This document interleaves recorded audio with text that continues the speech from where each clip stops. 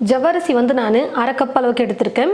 நம்ம எடுக்கிற ஜவ்வரிசி வந்து பார்த்திங்கன்னா சின்னதாக இருக்கும், இல்லை பெருசாக இருக்கும், 2 விதமான வகையில் இருக்கும். அதுக்கப்புறம் மாவு ஜவ்வரிசின்னு கூட விற்பாங்க. நம்ம வந்து நல்லா கெட்டியான ஜவ்வரிசி தான் பாயாசத்துக்கு எடுக்கணும் எப்போவுமே. நான் வந்து கெட்டி ஜவ்வரிசியே சின்னதாக இருக்கும் பார்த்தீங்களா, அது வந்து நான் எடுத்து வச்சுருக்கேன். அதுக்கப்புறம் கெட்டி ஜவ்வரிசிலே வந்து பார்த்திங்கன்னா நல்லா பெருசாக இருக்கிற மாதிரியும் இருக்கும். உங்களுக்கு எது விருப்பமோ அது மாதிரி நீங்கள் எடுத்துக்கோங்க பாயாசத்துக்கு. நான் வந்து இப்போது ரொம்ப சின்னதாக பொடியாக இருக்கும் பாருங்கள், அந்த ஜவ்வரிசி தான் எடுத்திருக்கேன். ஸ்டவ்வை பற்ற வச்சுக்கிட்டு ஸ்டவ் மேலே ஒரு கடாய் வச்சுருக்கேன். கடாய் நல்லா சூடு ஏறினதுக்கப்புறமா அரை கப் அளவுக்கு ஜவ்வரிசியை சேர்த்துடுறேன். ஸ்டவ்வை மீடியம் ஃப்ளேமில் வச்சுக்கிட்டு ஒரு 2லேருந்து 3 நிமிஷத்துக்கு நம்ம ஜவ்வரிசியை நல்லா வறுத்துக்கலாம்.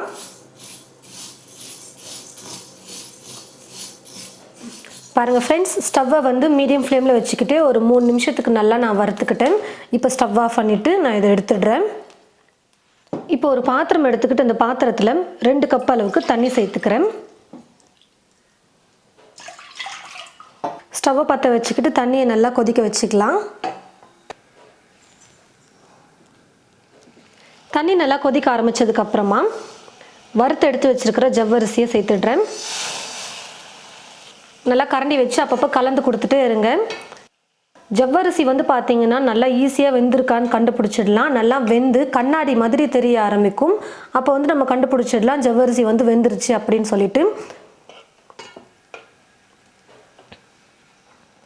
பாருங்கள் ஃப்ரெண்ட்ஸ், ஸ்டவ்வை வந்து மீடியம் ஃப்ளேமில் வச்சுக்கிட்டு ஒரு 10லேருந்து 15 நிமிஷத்துக்கு நான் வந்து குக் பண்ணிக்கிட்டேன்.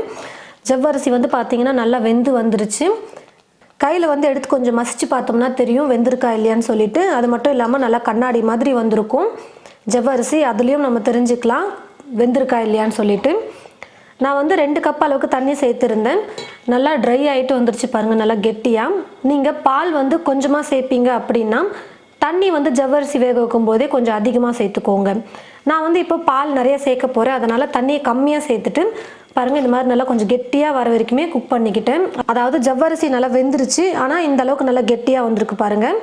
பால் கம்மியாக சேர்க்குறதா இருந்தால் தண்ணி அதிகமாக வச்சுக்கோங்க. பாலை வந்து காய வச்சு எடுத்து வச்சுருக்கேன். இப்போ இந்த பாலை சேர்த்துடுறேன். ஜவ்வரிசி நல்லா வெந்ததுக்கப்புறமா பால் சேர்க்கணும். நான் வந்து இப்போ பால் வந்து 1.5 கப் அளவுக்கு சேர்த்துக்கிறேன். உங்களுக்கு பாயாசம் எந்த அளவுக்கு கெட்டியாக இல்லை தண்ணியாக வேணுமோ அதுக்கேற்றது போல் நீங்கள் பால் சேர்த்துக்கோங்க. 2 கப் இல்லைனா 1.5 கப் சேர்த்துக்கோங்க. பால் சேர்த்ததுக்கப்புறமா ஸ்டவ்வை ஃபுல்லாக வச்சுக்கிட்டு ஒரு 2 நிமிஷம் நம்ம வந்து குக் பண்ணிக்கலாம்.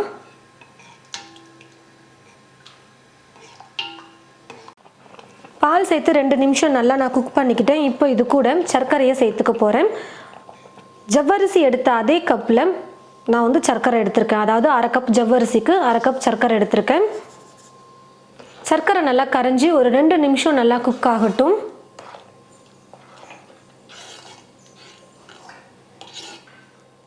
பாருங்கள் ஃப்ரெண்ட்ஸ், சர்க்கரை சேர்த்ததுக்கு அப்புறமா ஒரு 2-3 நிமிஷம் நான் வந்து குக் பண்ணிக்கிட்டேன். சர்க்கரை கரைஞ்சி நல்லா குக் ஆகிடுச்சு. இப்போ இது கூட குங்குமப்பூவை வந்து பாலில், அதாவது சூடான பாலில் ஊற வச்சு எடுத்து வச்சுருக்கேன். இப்போ இந்த குங்குமப்பூவையும் நான் சேர்த்துக்கிறேன். இது வந்து ஆப்ஷனல் தான், உங்ககிட்ட இல்லைன்னா நீங்கள் ஸ்கிப் பண்ணிக்கலாம். இப்போ ஸ்டவ்வை வந்து லோ ஃப்ளேமில் வச்சுக்கிட்டு இன்னொரு பக்கம் கேஸ் ஸ்டவ்வில் நான் முந்திரி திராட்சையை வறுத்து இது கூட சேர்த்துக்க போகிறேன். ஸ்டவ்வை பற்ற வச்சுக்கிட்டு ஸ்டவ் மேலே ஒரு குட்டி தாளிப்பு கரண்டி வச்சுருக்கேன். இந்த தாளிப்பு கரண்டியில் 2 ஸ்பூன் அளவுக்கு நெய் சேர்த்துக்கிறேன். 2 ஸ்பூன் சேர்த்துக்கோங்க, அப்படி இல்லைன்னா 1.5 ஸ்பூன் அளவுக்கு சேர்த்துக்கோங்க. ரொம்ப அதிகமாக சேர்க்க வேணாம். நெய் நல்லா உருகுனதுக்கப்புறமா கொஞ்சமாக முந்திரி சேர்த்துக்கிறேன்.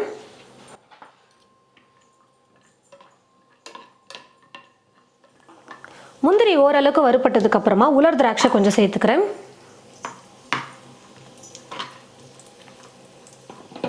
முந்திரி திராட்சை ரெண்டுமே பாருங்கள் நல்லா வறுபட்டு வந்துருச்சு. இப்போ இதை நம்ம பாயாசத்தில் சேர்த்துடலாம்.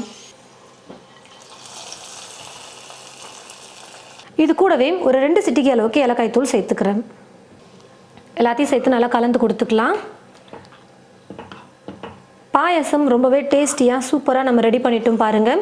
சேமியாலாம் தேவையில்லை, வெறும் ஜவ்வரிசி இருந்தாலே போதும் பாயாசம் ரெடி பண்ணிடலாம். இப்போ எல்லாத்தையும் சேர்த்து கலந்து கொடுத்தாச்சு. இப்போ நான் ஸ்டவ் ஆஃப் பண்ணிடுறேன். ஜவ்வரிசி பாயாசம் ரெடி ஆகிடுச்சு. முக்கியமாக இந்த பாயாசம் செய்யறதுக்கு டிப்ஸ் வந்து பார்த்தீங்கன்னா ஜவ்வரிசி எடுக்கிறது தான். நீங்கள் வந்து பெரிய ஜவ்வரிசி எடுத்துக்கலாம், அப்படி இல்லைனா இந்த மாதிரி சின்னதாக இருக்கிற மாதிரி ஜவ்வரிசியும் நீங்கள் எடுத்துக்கலாம். அது உங்களோட விருப்பம் தான். ஒரு சிலர் வந்து பார்த்தீங்கன்னா ஜவ்வரிசியை ஊற வச்சுட்டு வேக வைப்பாங்க. ஒரு சிலர் வந்து ஜவ்வரிசியை வறுத்துட்டு செய்வாங்க. எங்கள் அம்மா வந்து எப்போவுமே பார்த்தீங்கன்னா ஜவ்வரிசியை வறுத்துட்டு செய்வாங்க. அதனால் நான் அதே மெத்தட் வந்து ஃபாலோ பண்ணுவேன் எப்போவுமே. நீங்கள் ஜவ்வரிசி ஊற வச்சுட்டு செய்கிற மாதிரி இருந்தால் 1 மணி நேரம் இல்லை 2 மணி நேரம் தண்ணியில் நல்லா ஊற வச்சுட்டு அதுக்கப்புறமா வேக வச்சுக்கோங்க. நான் ஜவ்வரிசியை ஊற வைக்கிறதுக்கு பதிலாக தான் வறுத்துக்கிறேன். அதனால் சீக்கிரமாக வெந்துடும். ஒரு 10லேருந்து 15 நிமிஷம் குக் பண்ணாலே போதும், ஜவ்வரிசி வந்து வெந்து வந்துடும் நல்லா. உங்களுக்கு எந்த டிப் வந்து ஈஸியாக இருக்கோ அதை வந்து நீங்கள் ஃபாலோ பண்ணிக்கோங்க. ரொம்ப டேஸ்டியாக நீங்களும் இது போல் உங்களுடைய வீட்டில் ஜவ்வரிசி பாயாசம் செஞ்சு பாருங்கள்.